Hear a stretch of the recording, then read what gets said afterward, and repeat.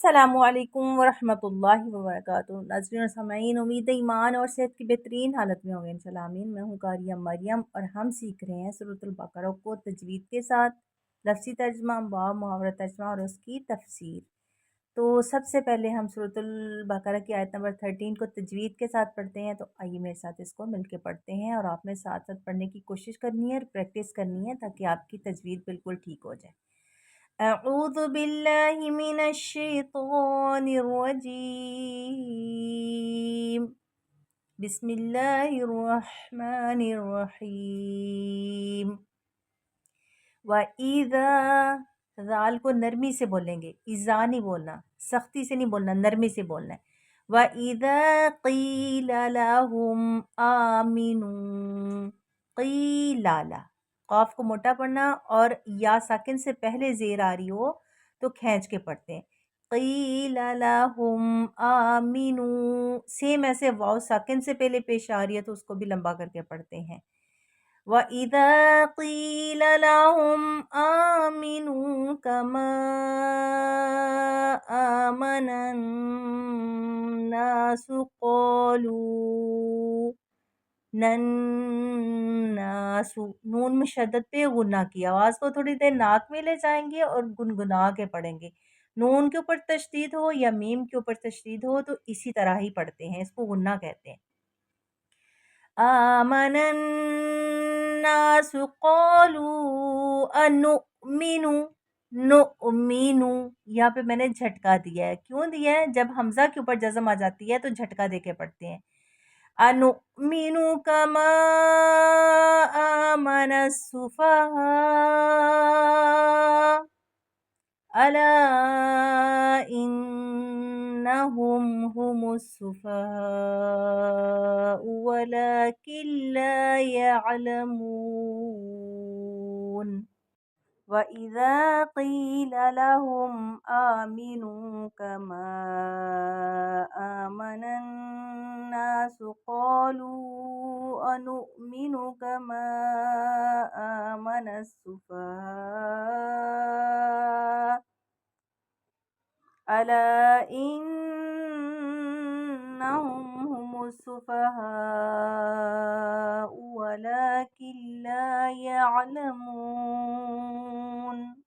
अब हम इसका लफ्ज़ी तर्जुमा देखते हैं। वइज़ा, और जब क़ीला कहा जाता है, लहुम उनसे या उन्हें, आमिनू तुम ईमान लाओ, कमा जैसे, आमन ईमान लाए, अन्नासु लोग, क़ालू वो कहते हैं, अनुमिनु क्या हम ईमान लाए, कमा जैसे कि, आमन सुफहा ईमान लाए बेवकूफ़, अला इन्नहुम सुन रखो खबरदार, खुद वो, हुम सुफहा वही बेवकूफ़ हैं, वलाकिन ला यअलमून लेकिन वो जानते नहीं हैं। और जब उनसे कहा जाता है कि तुम भी इस तरह ईमान ले आओ जैसे वो दूसरे लोग ईमान लाए हैं, तो वो कहते हैं कि क्या हम भी इसी तरह ईमान लाएं जैसे बेवकूफ़ लोग ईमान लाए हैं। खूब अच्छी तरह सुन लो कि ये लोग बेवकूफ़ हैं लेकिन वो ये बात नहीं जानते। अब देखें, जब उनसे कहा जाता है कि जिस तरह ईमान वाले जिन्होंने ईमान कबूल किया, जो अल्लाह पर, आखिरत पर, फरिश्तों पर ईमान लेके आए, अल्लाह और उसके रसूल को मानते हैं, अल्लाह और उसके रसूल की अताअत करते हैं, उसके अहकामत पे चलने की कोशिश करते हैं, मतलब कि जो ईमान ला लेके आए हैं, तुम भी इसी तरह ईमान ले आए। तो वो आगे से क्या कहते हैं? वो कहते हैं क्या हम ईमान लाए ले आए जैसे बेवकूफ़ ईमान लेके आए। मतलब उनके कहने का ये है कि जो लोग ईमान लेके आए हैं वो बेवकूफ़ हैं। बेवकूफ़ कौन होता है? जिसको अकल नहीं होती, समझ नहीं होती, जिसको अपने फ़ायदे का नहीं पता होता। वो ऐसा क्यों कहते थे? क्योंकि उस वक़्त ईमान लाने के बाद मुसलमानों के जो हालात थे, उनको कितनी परेशानियों का, कितनी मुश्किलात का सामना करना पड़ता था। आपने ये वाक़या तो बहुत सुना होगा, हज़रत बिलाल रज़ी अल्लाह अन्हु वाला, कि उनका जो ग़ुलाम था उनको तपती रेत पे लिटा देता था और जलते कोलों पे लिटा देता था और उनसे कहता था कि तुम हक़ से इनकार कर दो।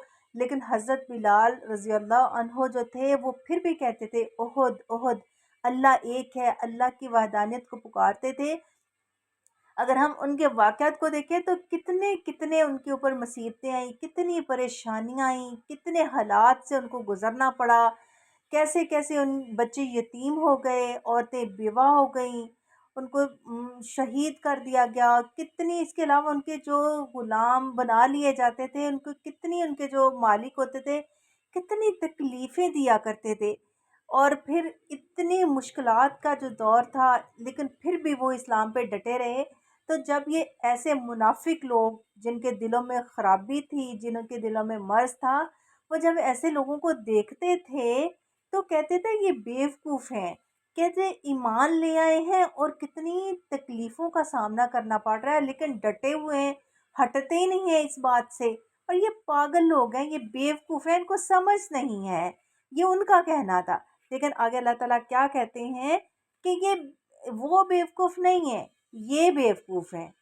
اب دیکھیں اللہ تعالیٰ نے یہ کہا کہ جو مصیبتیں سہ رہے ہیں، جن کو پریشانیاں آ رہی ہیں، جن کو مشکلات کا سامنا کرنا پڑ رہا ہے، وہ بیوقوف نہیں ہے۔ بیوقوف تو یہ ہیں جو آرام میں ہیں، جو مستی میں ہیں، جو عیش میں ہیں، جو بڑی من پسند زندگی گزار رہے ہیں، وہ بیوقوف ہیں۔ وہ کیسے بیوقوف ہیں کہ انہوں نے سب کچھ دنیا کی زندگی کو سمجھ لیا ہے، وہ سمجھتے ہیں کہ ہم یہاں پہ بڑی عیش میں ہیں، بڑی مستی میں ہیں، بڑی ہماری لگژری لائف ہے، تو ہم بڑے آرام میں ہیں، ہم بڑی موجوں میں ہیں، لیکن وہ آخرت کو بھول جاتے ہیں کہ یہ چند روزہ زندگی گزارنے کے بعد جب ہم نے اللہ کے سامنے پیش ہونا ہے، پھر تو ہر چیز کا حساب لیا جائے گا، سب کچھ پھر اعمال نامے تولے جائیں گے، پھر ہماری یہ ساری مصیبتیں پریشانیاں جو ہمیں دین حق کے راستے میں آئی ہیں، جو ہمیں مشکلات کا سامنا کرنا پڑ رہا ہے، ایمان لانے کے بعد جو ہمیں تکلیفیں اٹھانی پڑ رہی ہیں،